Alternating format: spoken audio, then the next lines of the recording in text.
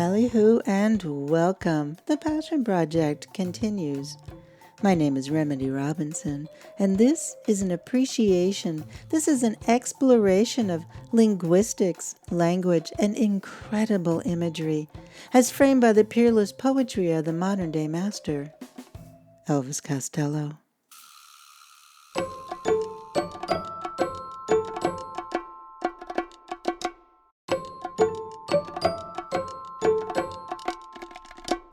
Today's slow drag is with God's Comic from Spike, released in 1989. The songwriting is credited to Elvis Costello's birth name.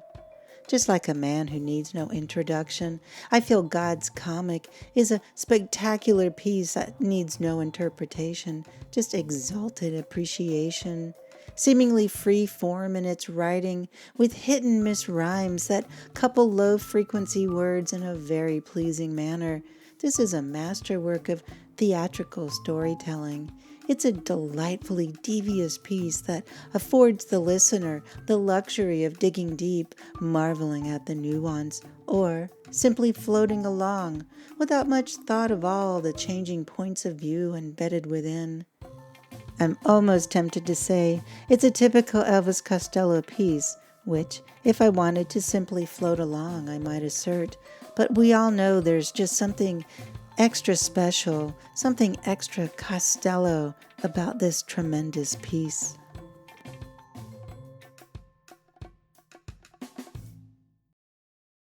I wish you'd known me when I was alive. I was a funny fella. The crowd would hoot and holler for more. I wore a drunk's red nose for applause. Oh yes, I was a comical priest, with a joke for the flock and a hand up your fleece, drooling the drink and the lipstick and grease paint down the cardboard front of my dirty dog collar. Clearly the inspiration for the memorable album cover art, this first verse has more cinematic detail to it than even the most inspired Coen Brothers elevator pitch, and much less time, remarkably. Pleasing alliteration such as funny fella and hoot and holler wrap around unexpected rhymes such as priest, fleece, grease. Now I'm dead. Now I'm dead. Now I'm dead. Now I'm dead, and I'm going on to meet my reward. I was scared. I was scared. I was scared. I was scared he might have never heard God's Comic. Narratively, it's reasonable to assume our protagonist is our comical priest, so far at any rate. For now, let's underline and then put a pin in the use of our possessive noun, God's Comic. So there he was on a waterbed, drinking a cola of a mystery brand, reading an airport novelette, listening to Andrew Lloyd Webber's Requiem. He said before it had really begun, I prefer the one about my son. I've been wading through all of this unbelievable junk and wondering if I should have given the world to the monkeys. Alliteration, unexpected rhymes, this time it's begun and son, and now a clever slant rhyme with junk and monkeys. Anyone fortunate enough to have seen this piece performed in concert might remember how Mr. Costello would follow this verse with a bit of the Monkees' I'm a Believer, as if this piece couldn't get more interesting. Waterbeds, cola wars, and Andrew Lloyd Webber. What could be more 80s? Mr. Costello goes one better when he gets meta, mentioning Requiem, since it's a religious ceremony performed for the dead, layer upon layer of poetic goodness. It's probably a good assumption that God's Comic has somehow made it into the inner sanctum, giving the chorus a bit more urgency when it's recited the second time. Now I'm dead. Now I'm dead. Now I'm dead. Now I'm dead and I'm going on to meet my reward. I was scared. I was scared. I was scared. I was scared he might have never heard God's comic. I'm gonna take a little trip down paradise's endless shores. They say that travel broadens your mind till you can't get your head out of doors. Oh, the glorious irony. I'm sitting here on the top of the world. I hang around in the longest night until each beast has gone to bed, and then I say, God bless, and put out the light.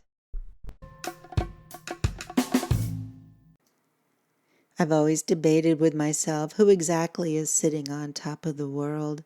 Has the narrator now changed? The God bless has always thrown me.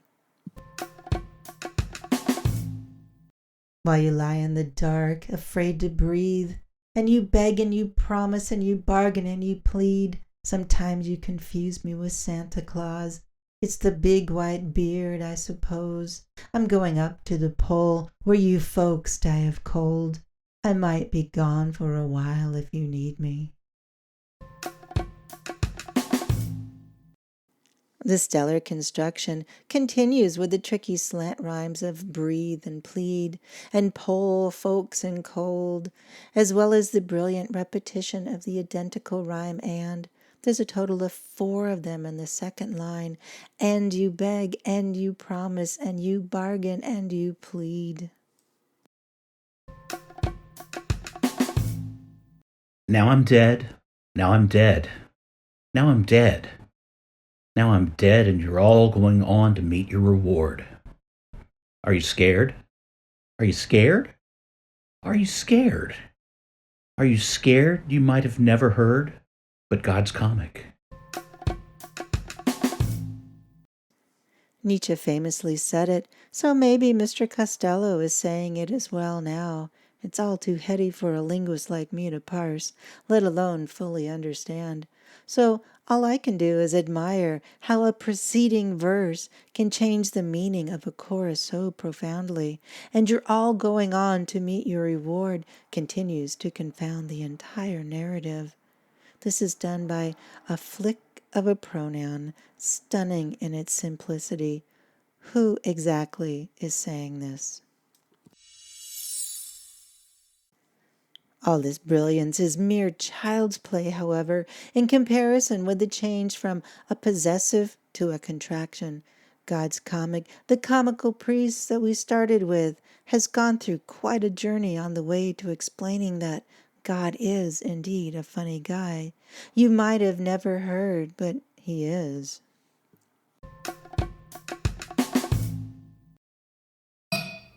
Dig it.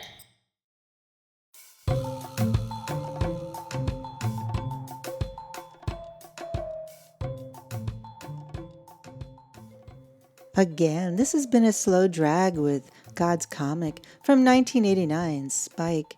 This has been a pure appreciation with a few grammar and poetry points thrown in as admiration.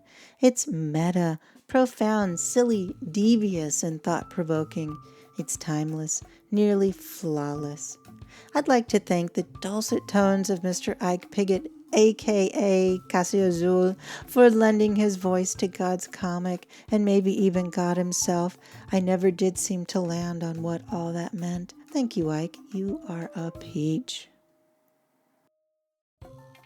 Other precious gems from Spike you'll enjoy a slow drag with are episodes 10, A Terrible Crime. That's a slow drag with Let Him Dangle. Episode 39, The Secret It Arouses. That's a slow drag with Satellite. Episode 55, Even a Scapegoat. That's a slow drag with Miss Macbeth. Episode 65, Chop Up the Chairs. That's a slow drag with the inscrutable Coltrane Robberies. And episode 78, Shrinking Nothingness. That's a slow drag with Chewing Gum.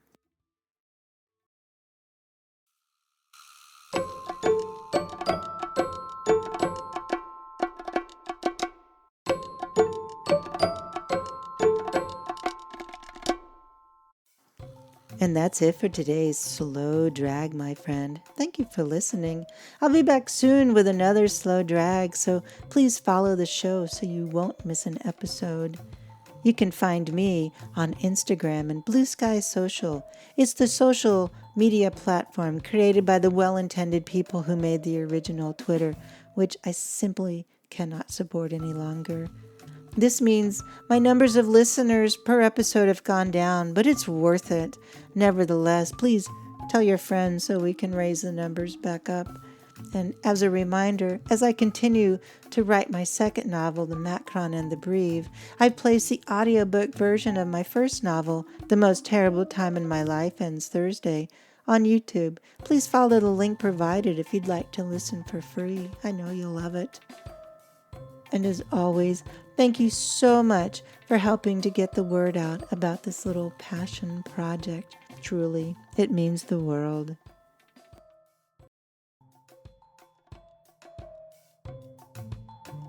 So, until next time, adieu, my little ballyhoo. Slow drag with Remedy.